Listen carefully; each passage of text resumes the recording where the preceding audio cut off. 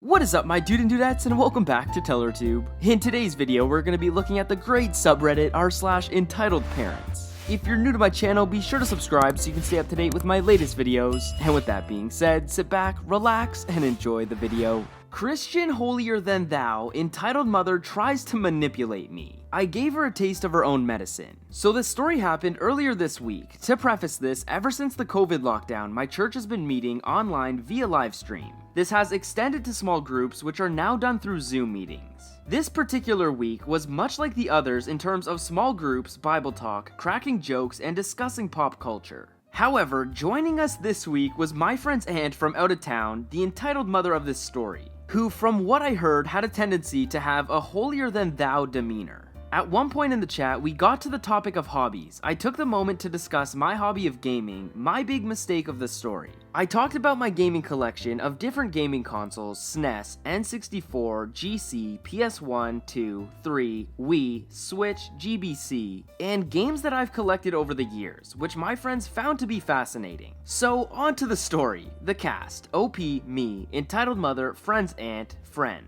So about 40 minutes, about small group, I get a phone call from my friend's phone number. I pick it up only to be greeted by his aunt. Entitled mother: "Hello, OP.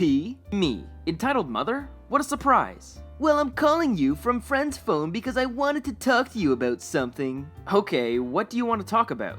"During small group, you mentioned that you had a collection of video games and video game systems." "Yeah, what about them?" "Well, you see, it's just that strong Christian men like you shouldn't be wasting time playing video games. You should be dedicating your time towards getting married, starting a family, and teaching them the ways of God and the Bible." Me dumbfounded. Wait, what? "Remember, the Bible tells men to put away childish things, and video games are definitely under that category." Me disgusted. So what are you suggesting I do with my collection then? "You should donate it to a child in need. Better yet, my son loves video games and his birthday is coming up, so you should give it to him. I'm sure he'd be grateful." Me starting to get real angry. I'm not sure I would feel comfortable doing that.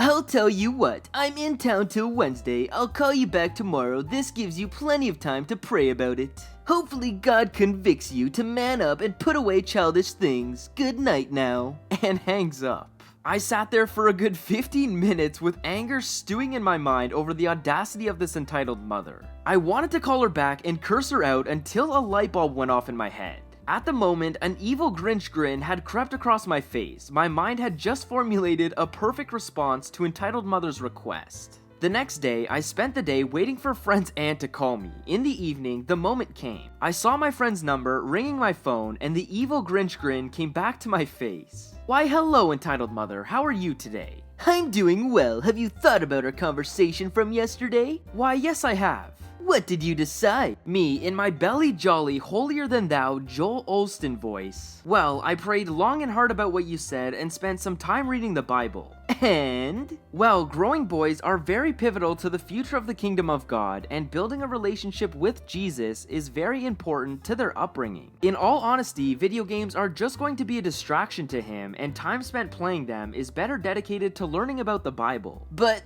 that's..." "Remember, entitled mother, the book of Proverbs tells us to start children off on the way they should go, and Ephesians tell us to bring them up in the discipline and instruction of the Lord. So unfortunately, I will have to pass on gifting your son my gaming collection. However, I will gladly send a children's study Bible and a DVD collection of VeggieTales to friend, and he can send them to you." "But OP, wait! It's not going to be an issue." Me cutting her off, but still in my jolly holier-than-thou voice. "I'm sorry, entitled mother, but I have important dinner arrangements to go to. Goodbye now." And hangs up. I turned off my phone after that to make sure that entitled mother couldn't call me back. Later on that night, friend sent me a message on Facebook apologizing for his aunt's behavior. Apparently, she took his phone behind his back to make both calls and got really upset when he found out about what entitled mother was asking of me. But at the end of the day, I still have my collection and my hobby. Mario Kart, anyone?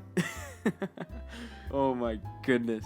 No, the Bible teaches you to get rid of that silly stuff. Here, you should just give it to my son. Yeah, nice try, Karen. I absolutely hate babysitting sometimes. So I was babysitting for a neighbor today while she worked. I had shut my door because I have some pretty private stuff in there. Well, as I was making lunch for us, I heard snickering coming from the dining room. Went inside and saw the kid I was watching reading my diary. Now, I have some pretty dark stuff in there due to my past. And this kid violated my privacy and was reading my diary. Cue a 5-minute chase around the house. Took the water off the stove to be safe, and man, kids are really fast. Got my diary back, and their mom just got back, and the conversation went something like this. Me: hey, so entitled kid went into my room and took my diary. Entitled mother: so just lock your door. My door doesn't lock. I really don't like them reading my diary. There's stuff in there not for kids. Well, then why are you writing it? It's a private diary for me to vent. I have a troubled past, and writing about my feelings helps me calm down. Well, whatever, you're just overreacting about it. It's just a diary. And hands me $15. At this point, I was so upset, I'll admit, I'm pretty sensitive, that I didn't really care that I didn't get paid properly. I had them leave, and I told her I wouldn't babysit for her anymore, and I closed the door. She stood there yelling about how I'm a horrible person for not being able to watch her kid anymore. I just went upstairs and am now writing this post. Yikes. Yeah, some people's diaries are pretty sensitive, Karen. Oh my goodness, you're just overreacting. An entitled dad ignores his little girl as she breaks her arm, so he tries to sue Starbucks. Starbucks, mid-2000s, summer afternoon, paraphrase for short reading. Outside my old Starbucks is a small garden with some trees, small flowers, and a 3-foot-tall rock wall perimeter. The 3-foot-tall rock wall has been neglected over the years, and several rocks are prone to uncontrollable shifting whenever too much weight is applied. It is a decoration wall, not a jogging wall. Most parents advise their children not to run along the wall. Until today, a little girl is running laps along the unstable garden wall while her entitled dad is on his cell phone and ignoring her. Knowing that our garden wall is unstable, I ask the little girl to stop. She ignores me, so I advise her dad of the possible danger. Me: sir, could you please ask your daughter to stop running laps along the unstable garden wall? Entitled dad: why? The garden wall is unstable, she could easily hurt herself.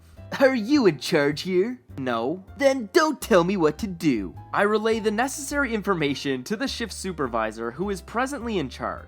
Shift supervisor: sir, could you please ask your daughter to stop running laps along the unstable garden wall? The garden wall is unstable and she could easily hurt herself. Entitled dad: are you in charge here? Yes, I am.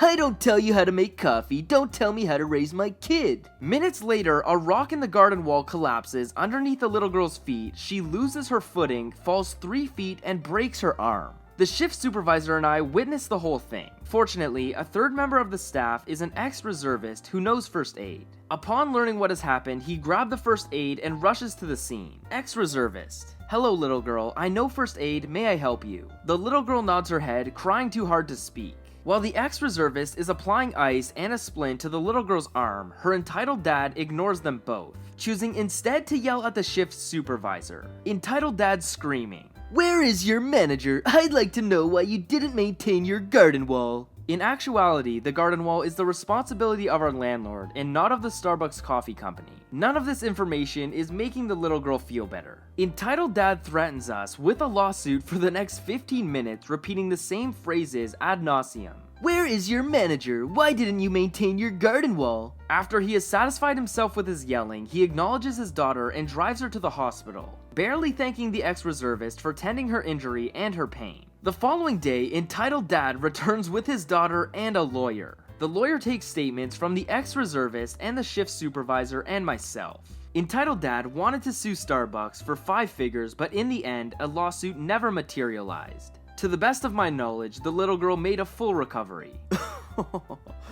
Oh no. Hey chief, maybe stop worrying about complaining to the employees and care for your daughter. Just a thought.